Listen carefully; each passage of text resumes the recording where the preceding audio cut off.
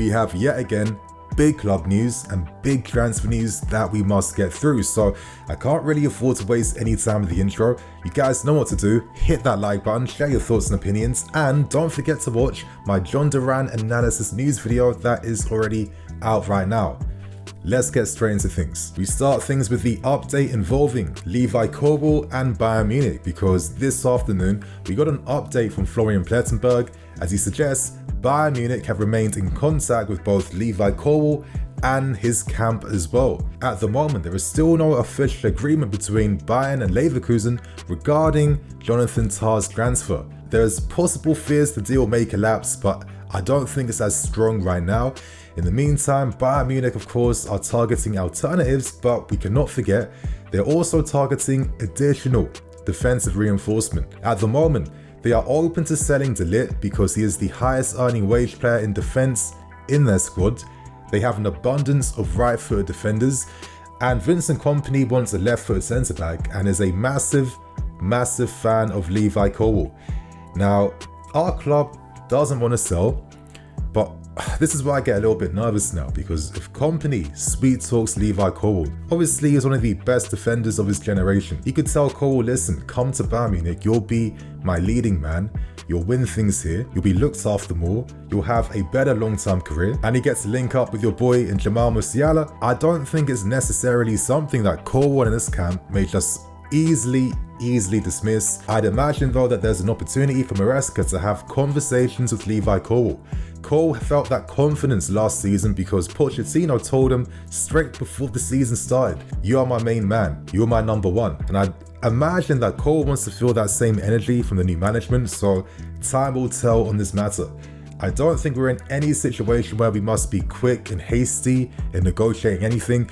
Everything is still at its very early stages, but I think we must respect that Bayern Munich admire the player, they like the player, and I wouldn't necessarily feel like Korbel is like 110% staying here. Feel confident that by the time the season starts, he most likely will still be here, but I respect that Bayern Munich have the muscle and the finances and the pull to maybe surprise all of us with their efforts to try and pursue this deal. So let's watch this space, let's see how things develop. But in the meantime, are you guys accepting any bids? Or are you like telling Bayern Munich where the door is and telling these guys to F off? Let us know in the comments below. Let's now move on to club news and what is going on with sponsorships for next season. If I was to be brutally honest, one of the most disappointing aspects under this new ownership that's even worse than our current league form has been our lack of ability to secure top sponsorship deals. Personally, I feel like our demands have been just way too high, because without the lure of like Champions League football, if we're not doing well in the league, can we command the fees we want? I'm really not too sure, to be fair with you, but we have some updates coming out now involving sponsorships with Infinite Athlete, and at the moment they will continue to become our front of shirt sponsor for next season. We are currently earning around £43 million a year from them, but there was also potential hopes that maybe they could have been our new sleeve sponsor for next season. At the moment, Bing are our sleeve sponsor. They're bringing in around £6 million a year, and we are open to potentially finding new sponsorships for our sleeve at least to earn more than this £6 million. Now, rumors suggest that there are currently talks with automobile company in Cherry, and they could potentially replace Bing. Who knows at this stage? But one deal that most definitely is not happening, well, two in fact. The first one being Riyadh Air. It does seem like any potential talks will be postponed to the future now, because they were put off our demands of around $50 million a year to become our new front of shirt sponsor, so that's not going to happen. Still, Riyadh Air are hoping to of course break into the Premier League, and ideally they want to sponsor a top 6 club in the league. Now, what works in our favour is the fact that most top 6 clubs already have long-term existing partnerships. We don't. So this is something to watch for the 25-26 season, and another company to watch out for the 25-26 season is Air Jordan, because as we learned at the end of last season, yes, they pulled out, they weren't interested, but that doesn't mean that they aren't interested in one day potentially working with us. Now, one thing that works in our favour is that Air Jordan, of course, they were hoping to partner with a London brand. The whole scheme and plan is that they want to be like in the capital cities across Europe with Nike affiliated sponsors. So you won't be seeing Air Jordan and Arsenal and Puma. That won't happen. And what helps is that Tottenham also missed out on Champions League football, which has stalled Air Jordan's plans. So unfortunately, there's going to be massive pressure now on Enzo Maresca because we need to get Champions League football for next season, because this has been the main thing that is stopping us securing the top level sponsorships we want to get done. You think to yourself, in an absolute best case scenario, once it enters the 25-26 season, we've qualified for the Champions League easily. We've just missed out on the title by a few points.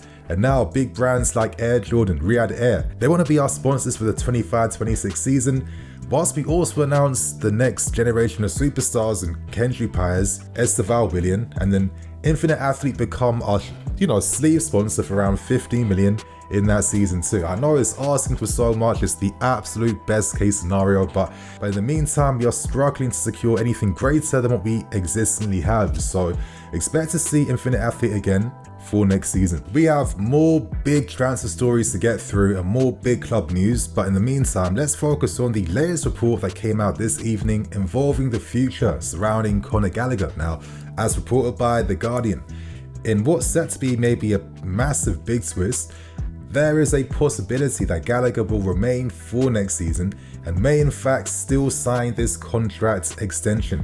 Now let's understand what's going on, but to be fair, I don't think it's that hard to understand, because as we know, in 6 months' time, Gallagher can start signing pre-contract agreements. In the meantime, he hasn't agreed to signing any new deals.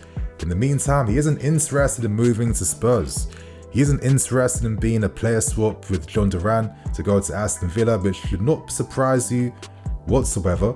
And if Gallagher isn't interested in that, then the player swap just won't happen. Guardian reports that we are now shifting our current position over selling Conor Gallagher this window, and I think it's pretty obvious why. Gallagher always had the leverage, because why allow yourself to get forced out when you can sign for any club in 6 months' time by getting that pre-contract where you'll earn a massive signing on fee. Even bigger wages because you are being signed on a free deal. Look at our current deal in which we signed Tosin from Fulham. I'm not even going to waste my time pronouncing his surname, but we're giving him around 100,000 a week. So when you're a free player, you earn big money. It's interesting that we are now considering shifting our position, because a part of me felt like one of the main reasons as to why we were so keen on selling Gallagher is that if we could bring in 40 to 50 million in pure profit, imagine how you can amortize that when it comes to signing big money strikers. But now it seems like we have ended our interest in Osimhen. Now that Sergio has signed a new contract, who are these big money players in the market right now that actually need us to really sell Cobham grads to fund these moves? So it doesn't make sense. But most importantly too, we cannot forget that when this new ownership first took over, they were rightfully highly critical of the previous ownership for allowing Christensen and Rudiger to leave on frees to get nothing done. People will say, oh Nini, but the sanctions are sanctions. No. We were in multiple contract talks before anything to do with the sanctions. Let's not forget when Thomas Tuchel criticised Christensen for not committing to the club. Let's not forget all the times that Rudiger's agent currently is still in a legal battle with Marina Granovskaya. I don't think it was related to Rudiger, but there were lots of complications and difficulties in finding a solution in terms of a new extension. So it had nothing to do with the sanctions. Let's not use that as an excuse. There was plenty of time before. So naturally, the club won't allow a valuable asset like Gallagher to be leaving on a free for anyone. Similar to what we did with Ian Maatsen by having him sign a contract extension to just maintain his market value. I've always kind of felt like eventually we would have to do the same thing for Conor Gallagher, because there's no way it makes any sense to allow him to leave on a free and not earn any money from his potential future sales. At the moment, Gallagher is focusing solely and exclusively on the Euros with England, and let's hope he has a good tournament. But you know what? People will be like, Nini, is Gallagher being selfish, blah, blah, blah. I mean, let's try and keep things a bit real. Transfers and sales don't work like that. There's been many players that have rejected big money moves. Look at Maatsen and Burnley. Look at Trevor Chalobah and Nottingham Forest. Look at Gallagher himself and Everton. So many examples of this happening. You need to get the agreement from the player as well. If both aren't in sync, nothing can happen. Gallagher will feel like, listen, I've been backing myself against all odds for so long that I'm kind of used to this right now. I know my worth, my value, how good I am. There is no pressure or need for me to be leaving on anyone's terms, especially when his sale isn't even based on managers not even wanting to work with him, but mainly because the directors have different visions for how they foresee our squad evolving in. So it's really got nothing to do with him as a player. Some may say, but Nini, with Maresca's positional play, possession football, Gallagher doesn't suit that. But then I think to myself, I mean, what the hell was people watching last season? Like, honestly, did he look like he struggled playing possession football? Because we did play that at times. Let's not pretend we didn't do that. Are you forgetting all the touches he was getting in game, his involvement across the field, and most importantly, Maresca has worked with championship level players. He saw Ndidi playing further forward. Gallagher is better than Ndidi. If a worse player can play in his system, let's not act or pretend like Gallagher can't easily do the same thing, especially when this is a guy that has improved so much over 2 years. Remember him during his earlier formative years under Tuchel compared to right now. It's two different players, so let's be serious here. It makes sense for us, business-wise, to get him to sign a contract extension at least for like 2 years, keep his market value, and then find the right time in the future to sell him when you think other players are ready to take over. I don't think it's hard, and I think with this story at least, common sense is finally prevailing. But speaking of common sense, we had another massive story come out from France today involving one of the best young teenagers in Europe, and that is Rennes' Désiré Doue. Now, wow, this guy is an unreal talent. The Rennes production line is absolutely crazy, and it makes you think, like, if you ever had kids and you ever wanted to like get them into playing football, if they're playing for like Rennes Academy or Atalanta or Lyon or Cobham or Barca or whatever, you know that these guys most likely are set to have a phenomenal footballing career. But regardless, one of the best emerging talents at 19 years old, it seems like him and his team are ready to leave Rennes this summer. And it's not the first time young talents have left Rennes at a very, very young age. Rennes ideally want 60 million euros before they even consider selling him to anyone, which is interesting. And in terms of parties and clubs that are monitoring and want to sign him, Arsenal, Bayern, Leverkusen, but most importantly, us. And reports in France from L'Equipe, they mention the fact that we are pushing very hard to try and get a deal done. And we've been actively pursuing this deal now for the last few weeks, which is mad. Now, this is where reality kicks in, because Désiré Doue isn't seduced by us at the moment. Him and his team will take time to find the best possible solutions in terms of what is right for the next stage in his career. And to be honest, do we blame the kid? I don't think so. I think we've been kind of youth crazy recently. Even I'm getting a bit fatigued by all this youth stuff. And when you know that we would have even got deals done for Nusa at one point or Moscato, if those clubs accepted our offers, what would have been the plan for them realistically? Just hoarding talent, thinking something's going to happen, is not really adding up for me. And I think with a talent this good as Désiré Doue, these are the talents where you must give them that roadmap. I'm sorry, for certain talents, it's not about you fight for your position. Do that when you're older. For the best young emerging talents like this, on that type of level, they need guarantees and assurances because they will reach those heights. You as a football club must support them and must back them. Now, in terms of his style, I'm sure you guys are very familiar already, but he is like another like Musiala regen stylistically, in the sense that he is stupidly comfortable in tight spaces, breaks lines for fun, incredible two-footed dribbling, makes things happen out from nowhere. Very attractive on the eyes when he plays, and he's one of those guys I love where it's like, these players are that good. They force the opposition to put 2-3 players on them, which creates more space for us. And I feel like this is the main profile we're missing in our team, because if we're going to start playing positional play, you want to have that like Fantista X-Factor guy in your team that is going to be creating space for your teammates.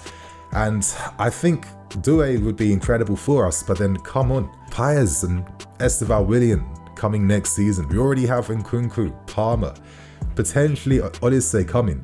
Can't. It's not making any sense now, you know? And I feel like naturally, Doue is not even going to be that excited by our interests, because they're going to see how things haven't been ideal at this club over the past few seasons. And you're not going to risk your development at all, because right now, no one's seeing signs of results. It's just potential, future, but you need to see some signs of results.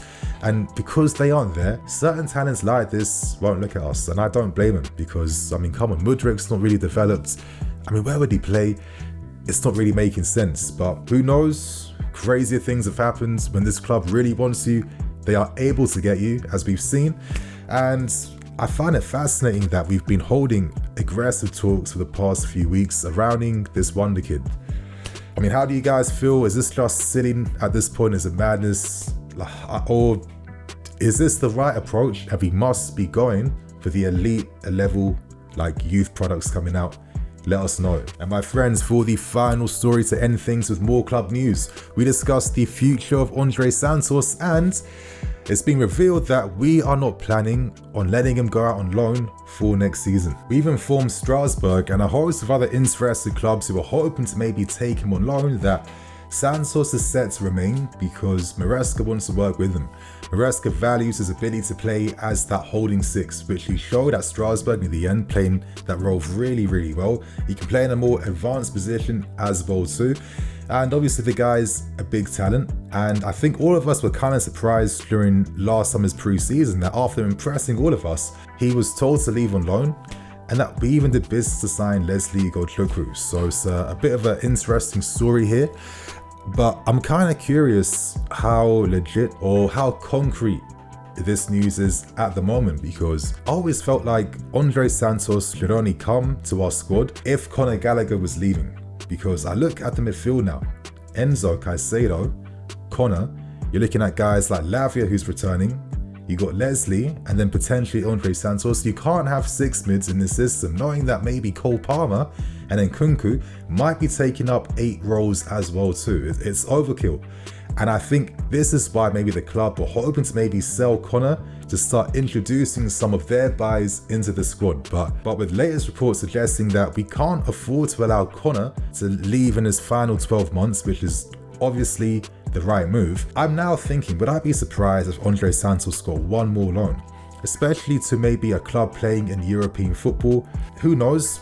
Ideally, I preferred him to remain at Strasbourg and just play a consistent season there, because he was really good in the final 2 months of Liga last season. It is good news knowing that the club believes in Santos' talent, but I'm just thinking to myself now, are we not just packed and stacked in midfield? You know, even if it was just like a best case scenario of like, I don't know, Santos, Lavia, Gallagher, Caicedo and Enzo Fernandez. Having 5 quality mids is good, knowing that we have Conference League football and minutes are set to be distributed, so it could still work.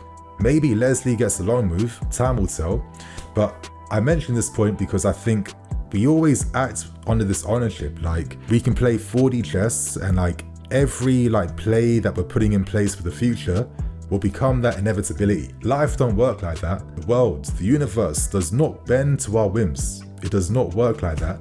And I feel like this is why we constantly have to make, different plans, because we didn't foresee things not going down how we once thought. So my friends, share your thoughts and opinions. Do you think Santos is ready now to come back? Is this the best way to develop him? Let us know in the comments. And on that note, my friends, that is all the news that's broken today. So hit that like button, share your thoughts and opinions, and obviously thank you for always coming in to watch these videos. My friends, I'm Nini FC, this is Blue Line CV. See you all soon. Cool.